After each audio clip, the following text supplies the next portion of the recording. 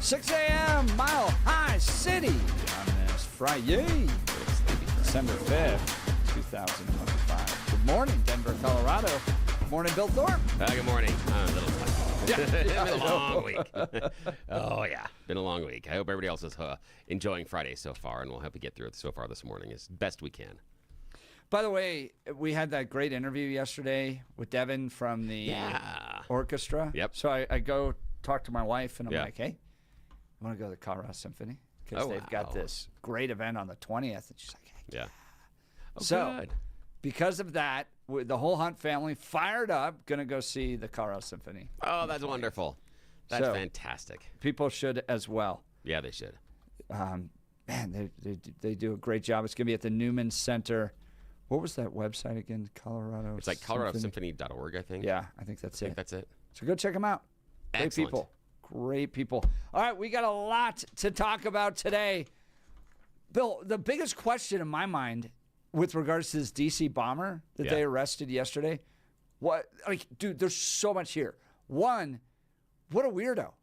He's like 30 years old, lives with his parents, and just apparently builds pipe bombs, but only built a few, and then was not active the last 4 years. Like that's weird in itself, right? Like you decide I'm going to become a pipe bomber, and then you lay out pipe bombs, and then you just go dark, and you're just kind of rando guy, lives with his parents. No one really knows anything about him.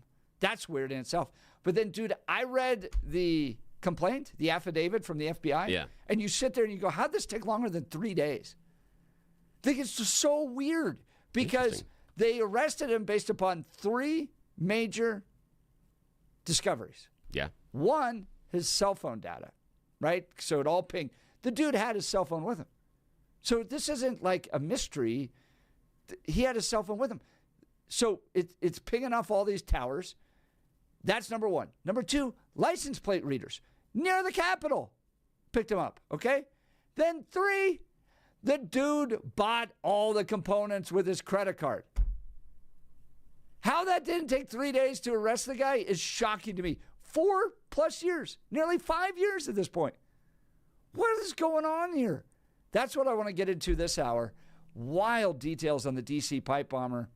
These were the pipe bombs left outside the DNC and RNC around January 6th. Why was the FBI not arresting this guy? Was it all an effort to hide it? Did he not fit the description, the racial description that they were looking for? It makes no sense to me. I want to hear from you. Give us a call, 303-696-1971. Text us on the Dan Caplis Law Text line at 720-819-5115. Chris Murray, 1st and 14th Law, is going to join us on a major settlement with CHASA regarding men and women's sports and what districts can do during the 7 o'clock hour. Barb Kirkmeyer, 8 o'clock hour. PUC planning to eliminate natural gas entirely from homes by 2050, including existing homes. Yeah, that's the one that I'm like, Yeah, right.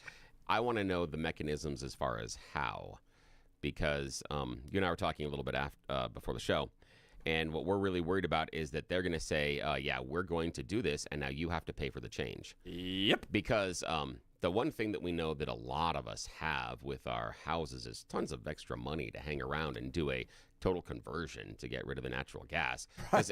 I mean, that we're all of us. I mean, it's amazing. Haven't you seen the housing issues and affordability here in Colorado? We've conquered all of it. We don't have any questions, and our state budget so much flush money. with money. I mean, it is amazing. Yes, no, not at all, not at all. And so I'm just like, did you read the room? A time in which Coloradans are going through a time in which we're running into the holiday season, and we also are looking at tight economic conditions and people counting pennies and worried about jobs. We've got large unemployment, stuff like that. Why are you coming out and going, hey, guess what? The plan for this, guys. Just read the room. I'll tell you why. They did read the room. Yeah. And guess who's cheering it on? Ooh. The Sierra Club. Yeah, that makes sense. All All right, we're going to talk with Aaron Lee in the 9 o'clock hour as well. They've got a big drive up and sign for 3 major ballot initiatives they're pushing this weekend. So, Aaron Lee, Protect Kids Colorado, joining us during the 9 o'clock hour. Now it's time for news and comment. Blake Olson. Blake Olson. Blake Olson, news and comment. Good morning. TGIF, 26 and partly cloudy in Denver, expecting a high of 39 today. News sponsored by Pastor Camp Heating and Air Conditioning at 303-777-1234 to learn more about special savings opportunities on Lennox equipment.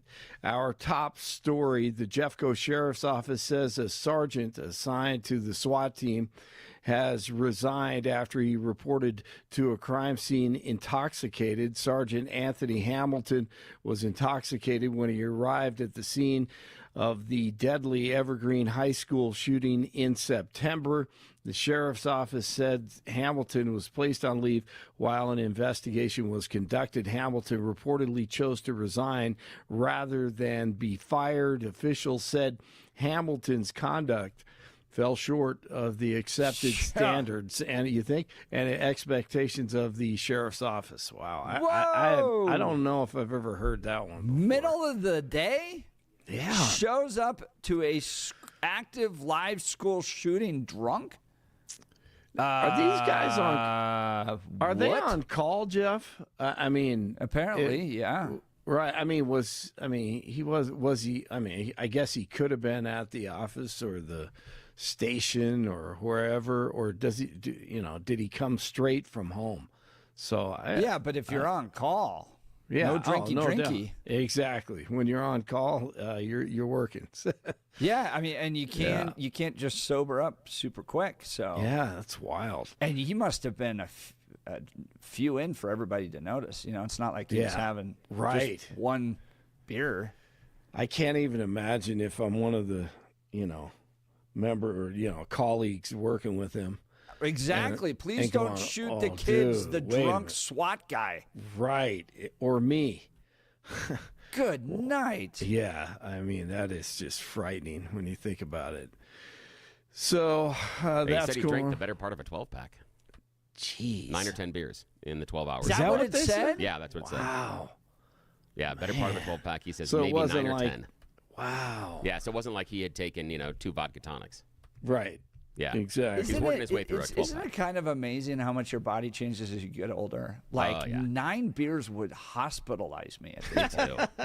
Absolutely. Yeah, same here. One would hospitalize me. That's how I feel too. I'm like, I'm done with this. A sip may hospitalize me. Wow. Yeah, that's true.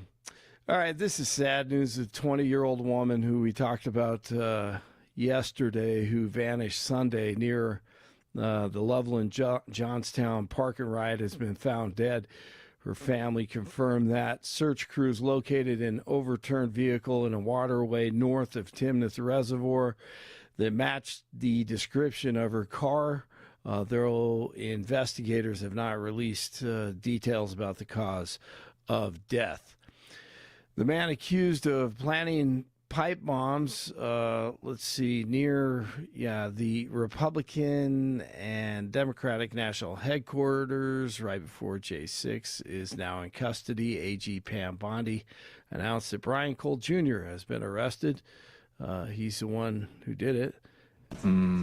Yeah. The pipe bombs. Do you believe that? I listened to Dan Bongino for 3 straight years on this. Yeah. And I'm very, very skeptical. Dude, this is so weird because, all right, so he's apparently supposed to be autistic. Yes. He lives with his parents. He doesn't really talk to anybody. He kind of shuffles around with his little chihuahua. There's a New York Post article all about talking to his neighbors who are like, right, that guy? Apparently the height matches because he's shorter than the average male. And that's what analysis of the video was, that this guy is shorter. The most compelling thing to me are the purchases. Like they all kind of match up. Like what you need to build pipe bombs, pipes, lead pipes, caps, timers, kitchen timers, wires, all that stuff kind of matches up with what he's purchased. So that's the most incriminating thing in my mind. But the idea that it took 4 years. Yes. It doesn't make any sense to me. Couldn't they have found him in 4 hours? Exactly. That's what red flag. So either the Biden FBI under Christopher Wray specifically buried it, maybe in part because he doesn't fit the racial profile. If this was a white guy, then of course we're going to run out there and, skewer him and get him within 4 days or whatever. But for whatever reason, they sat on this. They clearly had to have sat on this. Yes, absolutely. I can't even play that press conference because, I've listened to too much of Bongino before, pre-FBI. So, yeah, it was, that was strange, the whole thing. So, all right, they say they have their guy. Yeah, I thought that was kind of one of the things when we saw this, is that it didn't play into any of the conspiracy narratives. No. All the conspiracy narratives we've heard about the last 4 years, none of this. It didn't play into any of those. No. And I think that's going to be hard for people to wrap their heads around. Because they bought into so many other conspiracy theories and so many things about, well, it had to be X, Y, or Z. But again, if it was someone that was a Fed, that would be fair. That could have been fairly easy to track down, and it doesn't make any sense as far as a Fed. And if it was an activist on one side or the other politically, why pipe bombs at both locations? I mean, there's so many things that don't make any sense. Right. So being a Fed doesn't make any sense either. I mean, there are so many things that don't make any sense. So yeah, the conspiracy theories were mostly, crazy. But that's going to be the problem, though, is that so many people trafficked in them, so many outlets trafficked in them, and even the media that was talking about it yesterday made some huge mistakes. Daily Wire stepped in it and had an absolutely incorrect story out about the bomber yesterday as well. They had to correct it later. That was the Steve Baker story. Yeah, they had to correct it because of that. Yeah. Yeah. Man, I'm so confused right now, you guys. I am too. Well, in part, look, I believe it can be random weirdos because I was assaulted by a random weirdo oftentimes, and I think that's who killed Charlie Kirk. Yeah. Like, I think I typically it's the person you've never heard of. They don't issue any threats. That tends to do these things, and so that doesn't throw me off. That okay, maybe it might be a random weird guy. What strikes me is, wow, 4.5 years you sat on stuff that could have popped within minutes to get this guy. Right. It's Keystone Cops thing and Barney Fife. It's like, really? Come on. All right, the Supreme Court allowing Texas to use a new congressional map that would benefit Republicans in next year's midterm elections. The lower court ruling said that the map was unlawful due to GOP lawmakers explicitly considering race when drawing the new districts, but the Supreme Court disagrees. Laura Logan on America's Voice says 47 needs to hold the bad guys accountable now because the left is going to use it against him and try to impeach him again. I don't think they're waiting 3 years. I think they're waiting 1 year until the midterms. I think there's a plan to steal the midterms, to either take the House or the Senate or both, and then impeach him, and he'll be gone. Because this time they will have both houses and they will be able to get rid of him. And not only will they be able to get rid of him, you know why it's going to work this time? Because they're going to use his own behavior, his administration's own actions, or specifically their lack of action, as the reason that he's going to be impeached. So they're not going to make up the nonsense that they made up with Ukraine and everything else last time. They're going to take his failure, his administration's failure to prosecute and hold people accountable for their crimes, and their failure to address the grievances. Remember, we have a constitutional right as American citizens for redress of grievances.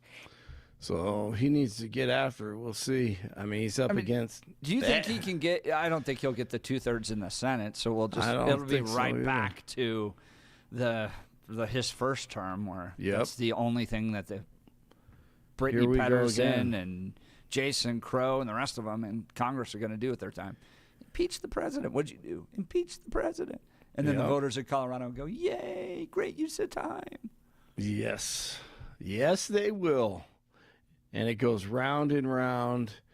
And then questions about the deep state. It's a mess. All right. White House and DJT, he spoke at the lighting of the Christmas tree last night. The Christmas tree is lit at the Ellipse in D.C., and then gave a countdown to the lighting of the 35-foot spruce tree. The annual holiday tradition goes back to 1923. The Lions beat the Cowboys 44-30 last night on Thursday Night Football. Broncos try to take care of business and destroy the Raiders this weekend. That's what should happen, but it is the NFL. Islanders beat the Avalanche last night 6-3. Nuggets in Atlanta tonight, 5:30 tip. 23 in Parker, 24 in Westminster, 26 in Denver. You're waking up with, who are those guys? Oh, yeah, Jeff and Bill. Well, every week this show looks better to me.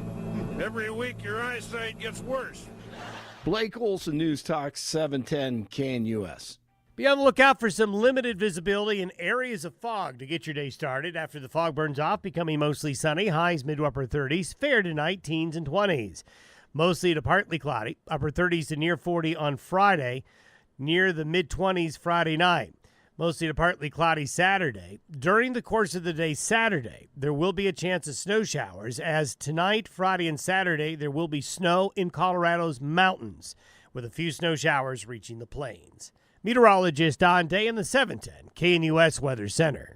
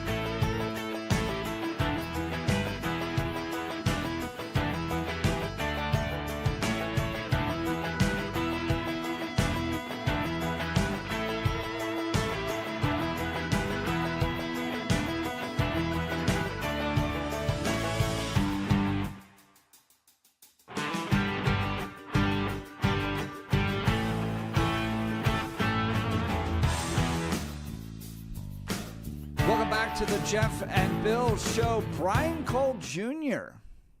is the apparent suspect in the D.C. pipe bomb.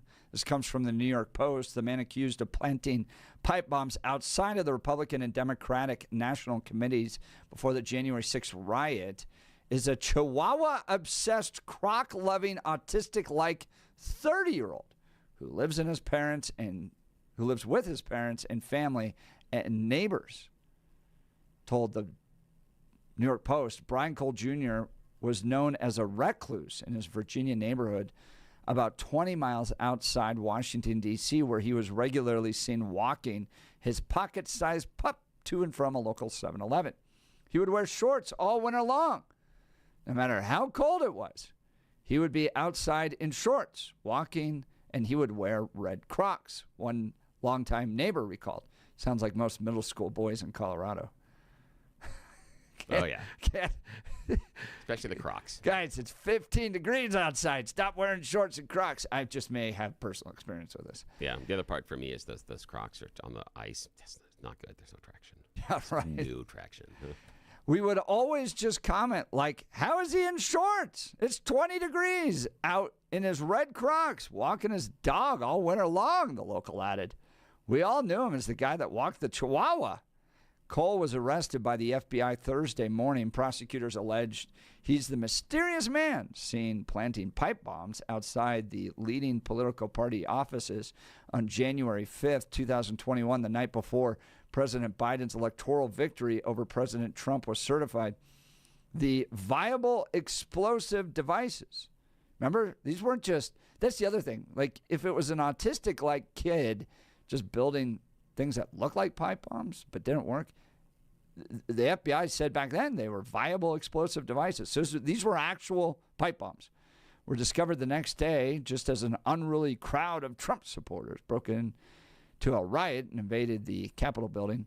Footage from the bomb planting suspect showed a suspect walking around the city in a gray hooded sweatshirt, a mask, gloves, glasses, a pair of Nike Air Max Speed Turf sneakers, and a backpack. And prosecutors said the suspect was Cole. Sources told the Post that investigators were looking into the possible connection with some form of anarchist writings or leanings, though specifics were not immediately known. But family and some neighbors are convinced the FBI is the wrong man. I don't believe this at all, said Cole's distraught grandma. He's not a terrorist. He's almost autistic-like because he doesn't understand a lot of stuff. I hope he's not talking to him, she said. She said he works at the family bail bonds company, Brian Cole Bail Bonds, which was raided by the FBI as well.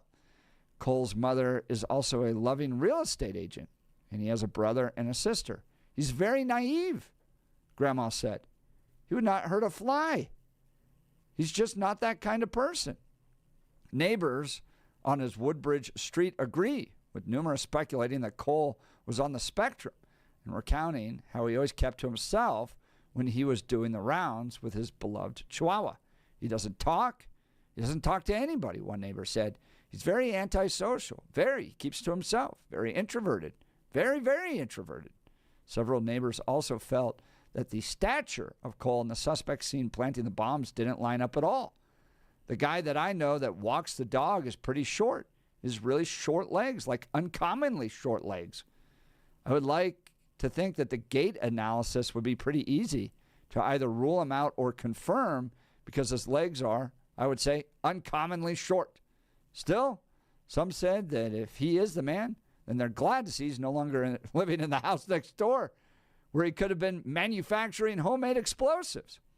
If he's making bombs, maybe they're in there. But surely they'd be found by now, one neighbor said. Cole's grandma, however, is adamant that her grandson is innocent. He's just a gentle person. I don't know.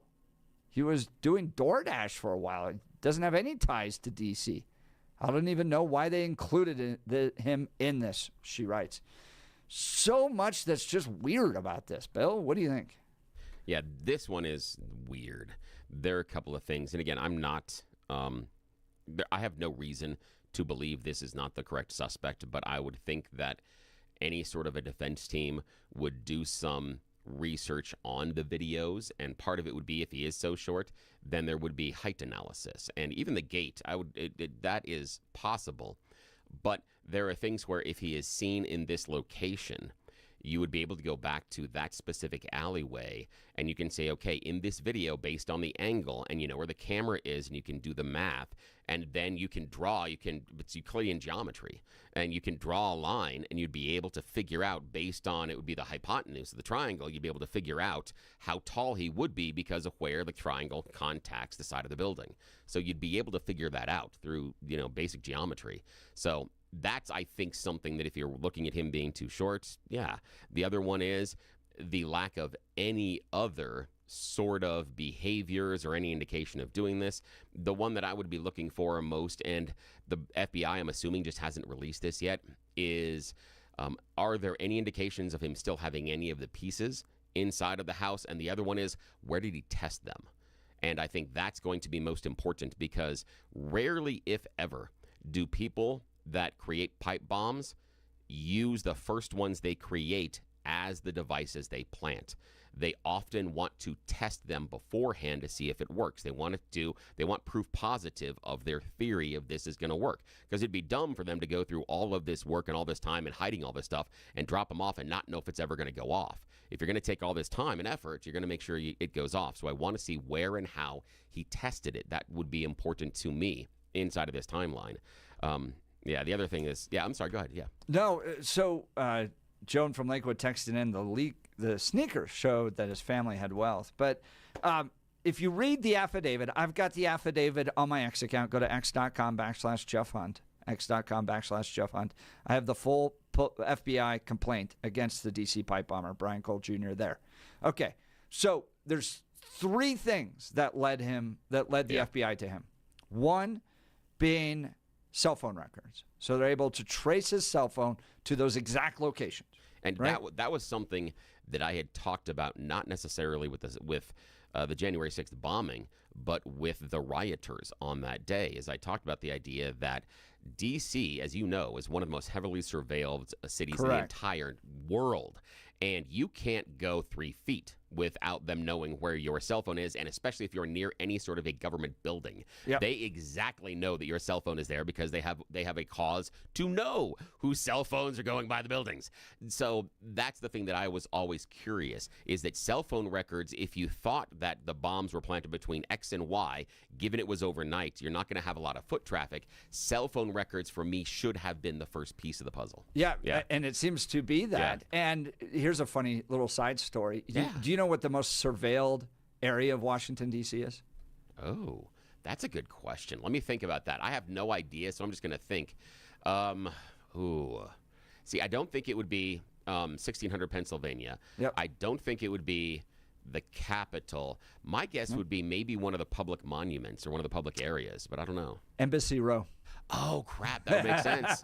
Okay, that makes sense. It's all the country spying on each other. That would make sense. And I had this funny moment. I was staying up there a few years, probably about 10 years ago, up on Embassy Row in a hotel, and my alarm clock just randomly making speaker sounds and stuff like that the whole time. Oh, that's great. Like all the signals running into it were just like, it was like staticky, random signals popping out of my alarm clock. Oh, that's great. Yeah, because there's so many frequencies around there. The radio doesn't know what to do probably. with it. Yeah. Oh, that's fantastic. So, you're right. The entire city is analyzed. If you get up to Embassy Row, it's every country is listening to the conversations happening in other countries. That's got to be fascinating. Okay, go ahead. Yeah. So that was number 1. Number 2 was they actually have his license plate. So the license plate readers at Capitol South, right by where both the RNC and DNC have their buildings. And again, note to people that don't like the flock cameras. Again, I'm not 100% like flock's the best thing in the world, but this is the theory behind them as far as why you have them. Yep. I'm just putting that out there when we're arguing about it. So they had a cell phone, they had the flock camera, and then they went and looked at his purchasing history, and he bought all the components. So let me help you understand what the FBI had. They had the guy in the location. They had his car in the location. Then they just said, hey, let's go get a warrant and look at his purchasing history. The dude bought all of the pipe bomb material on his credit cards. Yeah. And then it took 4 years and 10 months to arrest the guy. What do you think happened there? My guess is priorities. It had to do with a list of ranking priorities. And what I mean by that is, what is the most important thing at this point? And the reason that I don't agree with it, but the reason I can see the DC pipe bomber sliding further down the list is there is no resulting harm. And what I mean is, if there are 2 burglaries or 2 suspected burglars in your neighborhood, and one of them breaks into a home and steals a bunch of stuff, and the other one rattles the door and the window and can't get in, the one that I would assume gets more attention is the burglary that was successful. So that's what I mean by priorities. Now, I don't agree with this case not being a priority, but that's what I felt, that this is probably a priority. And I think in part, and this is, again, I am only saying this is my opinion, and it may not actually be coming out of the orifice in which my voice emanates from all the time. It may be the other one that I'm sitting on. So this could be completely and totally wrong. is that because the suspect didn't fit any particular narrative, because he was a rando, he didn't appear to be a necessary threat. And what I mean is, if the person didn't have any connections to any other organizations, if it appeared to be a one-off, they probably said, well, this will sit for a while. I don't agree with it. I don't think it's right, but that's what I would guess, is that that's why it just languished. If this guy had a MAGA hat on, was a white dude, within 48 hours, they would have been kicking in his door. He didn't fit the right race. He didn't fit the right political agenda. And I think the FBI under Biden just went, let's go back to chasing down grandmas who walked into the U.S. Capitol. All right, join the conversation. Would love to hear from you. What do you think's happening here? Do you think they got the right guy? And why did the FBI sit around for 4 years and 10 months on something that they could have solved within 48 hours? 303-696-1971 or text us at 720-819-5115. Let's talk the gun room. Folks, absolutely love this company. If you don't know about the gun room, we're going to help introduce you to this wonderful company down in Lakewood. They've been around since 1982. They're one of the oldest gun shops in Colorado. Now, I don't know how your holiday shopping goes in your house, but in mine, well, let's just say I don't always make it exactly clear what I like. You know, we working on what the kids want and what the family members want and everybody else. And my wife and I, it's not always, it kind of gets to the end of Christmas and then you're scrambling to figure out what that is. Guys, let me help you, or ladies, let me help you here with the guys. Get a gift card to the gun room. Problem solved. Christmas saved. Everyone's going to be happy. Look, the gun room isn't just another shop. These guys know their stuff. They're friendly. They're patient. They've helped me more than once when I walked in saying, okay, just point me in the right direction. And whether you're a serious collector or someone who hasn't picked up a firearm since Uncle Bob's backyard in 1998, they'll help make you feel welcome. Ladies, trust me on this one. A gun room gift card is the best holiday gift you can get your husband, guy in your life. You'll thank me later. Guys, go in there and treat yourself too. It's the holidays. You've worked hard all year long. You've earned it. Find them in Lakewood or online at denvergunroom.com. denvergunroom.com. 303-237-1300. 303-237-1300. Be sure to tell them Jeff sent you. And if your wife blames me for your new hobby, I'll take the heat. All right, we'll continue. You're listening to The Jeff and Bill Show. This is Denver's Talk Leader News Talk 710. This is KNUS.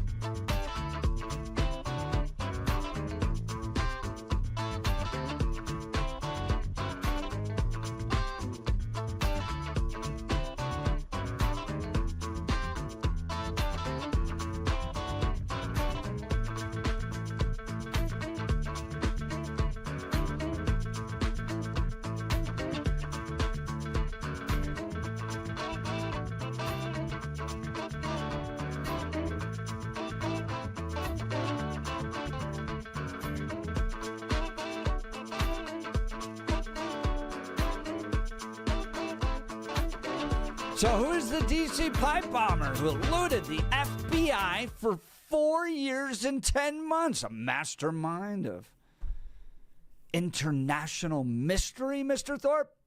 Or a guy that shuffles around his neighborhood in shorts in 20-degree weather, wearing Crocs, carrying his chihuahua, and visiting the local 7-Eleven?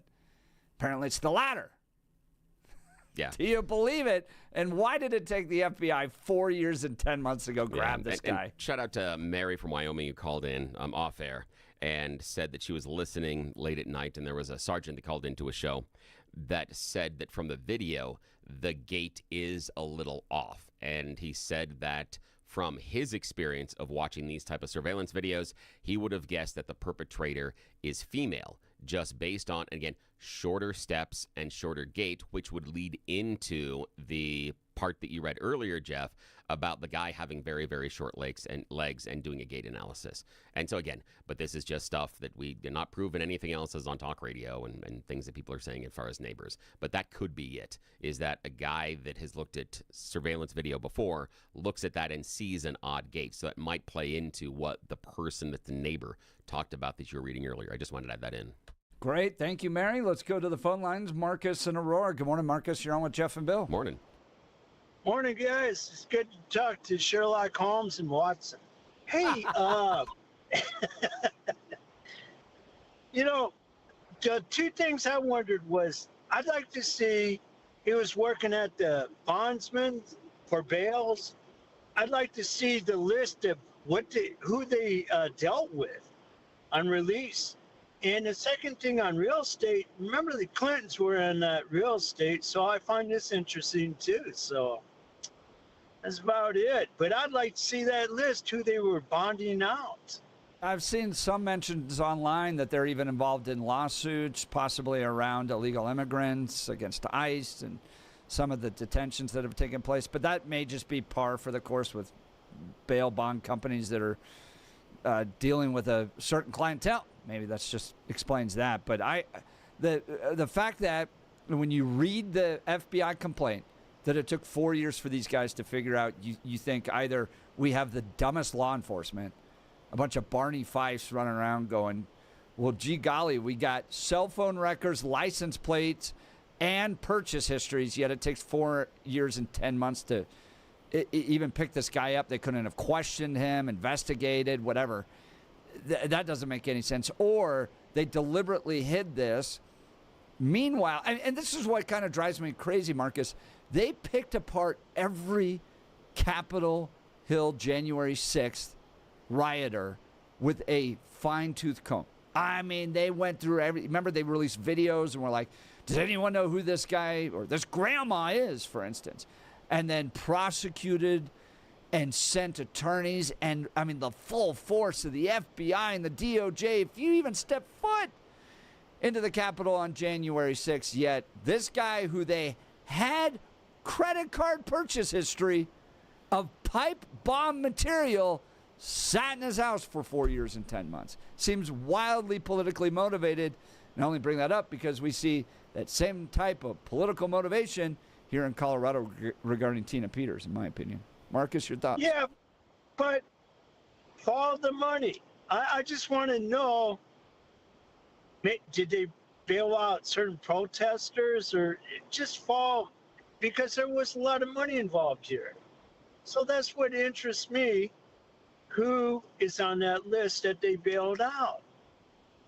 Yeah, interesting, Marcus. We'll have to continue to follow it. Appreciate your call. Have a wonderful weekend. That's Marcus in Aurora. If you would like to join the conversation, his line is open, 303-696-1971, or text us on the Dan Caplis Law text line at 720-819-5115. Suzanne saying, I agree. I thought it was a female as soon as I saw the video as well. Interesting. There you go. Some people saying, I don't know what an incel is, but they're saying it's always these incels. What is an incel? Incel is a term that has popped up for individuals that are, easiest way to put it, and I don't know what the technical term is, so I'm going to go with more of a colloquial description as far as what they are. They are men that are voluntarily or involuntarily celibate, mostly because they think that women dislike them, that a certain type of masculinity isn't wanted anymore, that the society is pushing them to not be the men they should be, and so they're more meek, they seem more turned in, they're more insular, and that's kind of where it comes from. So it's a movement there. It's not necessarily the groypers, but it has some of the same characteristics in that group. And they have been simmering under the surface for some time with a lot of anger, in my opinion, with the loss of I would say a male-dominated society. And what I mean by that is a society in which men were given all the jobs first, and the women were the secretaries and the waitresses and those things, because those are the women jobs. And we're taking away the men from the men jobs. And that's kind of the feeling, is that they feel pushed out for a variety of reasons based on society and politics and a bunch of other stuff. That's kind of where they are. I haven't seen any political affiliation per se, so I'm not willing to say that incels are either liberal or conservative, because I've seen people pop up on both sides that are like that. But it's an online thing that's been happening for a few years, and it's men that feel disconnected from the rest of society and have kind of decided that there's no way I will ever be able to get a wife or start a family or anything, because I'm not the kind of person that is supposed to have a wife or anything else, that they don't mesh with what society wants right now, type of thing. And they're not guys walking around, as this guy saying he's an incel, they're not guys walking around saying, are we getting pumped at the gym today? I got to make sure I get my protein shakes. No. I'm getting out there and I'm going to make sure that I do. It's not that at all. It's something completely different. They seem to be just like weird, wiry dudes. So what I bring up when I talk about it, there seems to be a pattern here. It's the guy that assaulted me down at the anti-ICE rally, just kind of a weirdo, random, kind of wiry, thin guy. And then the guy that shot Charlie Kirk, you look at some of the school shooters, like the one up in Evergreen recently, and then you look at the January 6th pipe bomber. They're just kind of, like the Bible talks about how things happen like a thief in the night. Like you don't expect them, you don't see them, they just appear randomly out of nowhere, and then they strike. That seems to be the case in a lot of these. And so, you know, is it a conspiracy, or is it just you have this element out there? It's not a particular race. It's just kind of random, weirdo, wiry guys. Yeah, and I don't know. The incel movement is tied to a lot of violence, because it's the idea that society doesn't like us as men. We aren't the type of men they want. And in contrast to the idea of the big, tough, manly men that we've seen, like Josh Hawley and stuff release books about the loss of masculinity. Yeah. These are guys that, again, thin and wiry because they don't fit that image of masculinity. Are they just losers? Are they just?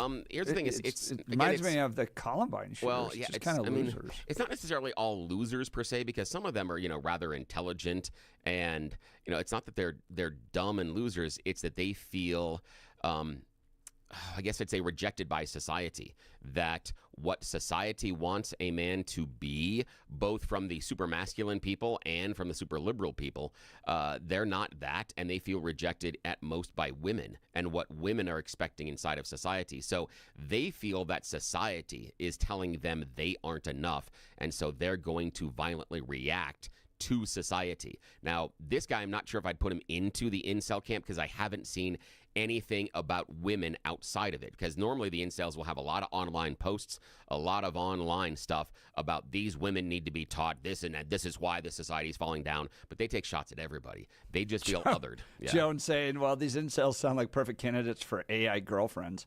Ha! Again, all right. some of them are going that direction.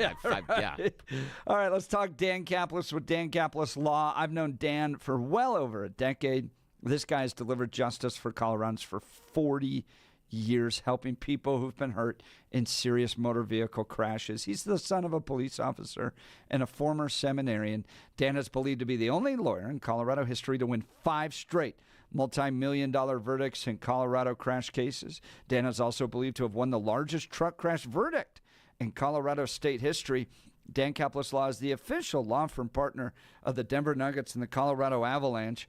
Dan Caplis Law is a serious firm for serious cases. Dan accepts righteous injury cases on a percentage fee basis so that he can represent good people from all walks of life without regard to ability to pay. So if you need Dan's help, give him a call, 303-770-5551, 303-770-5551, or hit dancaplisLaw.com.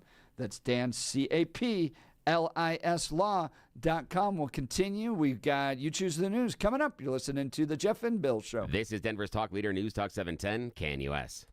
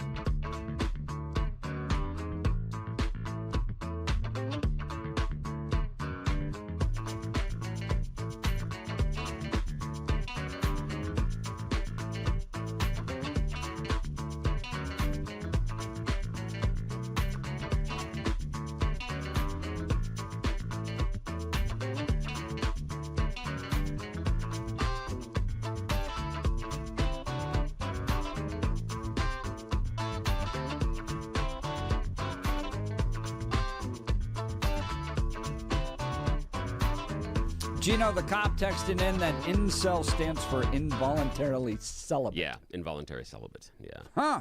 So they don't want to be celibate, but just no girls but they like feel, them. They feel that they're outside. Yeah, that they're outside of society, that they can't get dates. Did you see the study that something like 45% of Gen Z males have never asked a woman out? Wow. No. Bro. I didn't see that. Come on. It's not that crazy. crazy. Just go, hey, let's go grab some coffee. Well, most of it, though, is just swipe left, swipe right. Yeah. That's the issue. That's the problem. Is that that's how they get, that's how they meet people. So that's the issue is nobody's had to take that step up and go, hey, and do it in IRL. So that's the problem. Well, speaking of losers, Yes. Bill Thorbs, you choose the news loser edition. Oh, good. I thought we were going in a different direction. Yes, it is that time for the loser edition of You Choose the News. Oh, no, it's Blake Olson. Damn it, Beavis. You know what the problem is? Here's the issue. You know what the problem is for me? I forget about this every Friday. It's the loser edition is a different color. Yes, it is. Because the other one is yellow. So I pushed the yellow one thinking I got to do the yellow one because it's Friday, but it's over there. So no, we're going to try this again. We're going to pretend that I just didn't make a dumbass mistake on a Friday. Yes. And remember, if you make a mistake on a Friday, yeah, you didn't do it as publicly as me. Yeah. So take heart in that today. At least you make that private, mistake in the job and stuff like that. But hopefully nothing happens bad. I just got to push a different button. Aha, here it is. That's the right song. It is time for the loser edition of You Choose the News. I'll get this right one day. Man, you are one pathetic loser. Loser! Let's go. Loser! You're a loser! The Losers Club. Bunch of losers. You're such a loser. You made me feel like a loser! She's a loser. You are such a loser.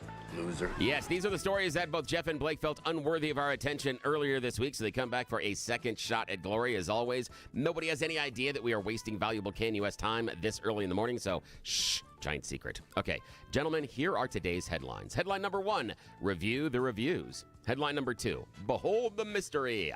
Headline number 3, morbid chain of events. And headline number 4, jacket tax. Mr. Hunt, your choice. Jacket tax? Yes, jacket tax. Here we do find ourselves in Beijing, China. China has just announced it is going to impose a new value-added tax on a whole bunch of new drugs and devices that includes condoms.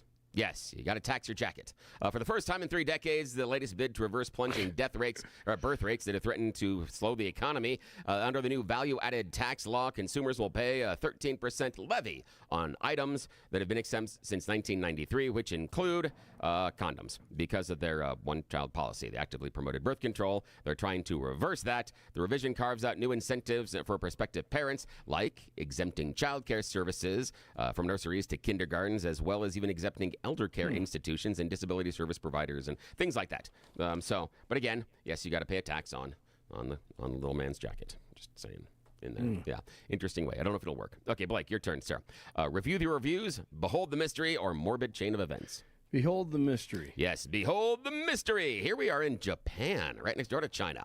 There was no mystery whatsoever that fans wanted more of Nissan's mystery meat, and it's finally being given to them. Yes, Cup of Noodles. Nissan has announced they are going to release their mystery meat, a popular brand of instant ramen, inside of Japan. Now, they have a love for mystery meat more than 2018. Nissan actually back then tweeted a photo of mystery meat topped rice bowl. Public immediately responded. It went on sale online. They sold out of all 10,000 units in, wait for it, 1.6 seconds. Not even 2 seconds, and they sold out of all of their mystery meat noodle bowls, 10,000 of them. Yum. So they figured, let's go ahead and do this. Now, so people are clearly hungry for more mystery meat. So yes, they are now introducing the Cup of Noodle Kaizen Meshi Mystery Meat Bowl. Yes. Now, the meat is not actually a mystery. You can find out the ingredients on the label, but it's just fun. So, yeah. Okay, Jeff, final choice. Review the reviews or morbid chain of events? Morbid chain of events? Oh, this is a tough one. A man recently died while he was standing next to some train tracks because of he was killed by a flying cow. Well, okay, not a whole cow, just part of a cow. See, the guy was a former railway worker. He had retired. He's standing there taking a leak next to the train tracks. The train comes flying. They've got that cow catcher on the front, cows on the tracks. It cut the cow in half, threw it more than 30 yards. Half the cow landed on top of him, and he's dead. Yeah. So he was killed by a flying cow while peeing. That is a perfect example Find of a that on your morbid bingo chain card. of events. Share that with your friends this weekend. We'll be back. You're listening to Jeff and Bill. This is KNUS.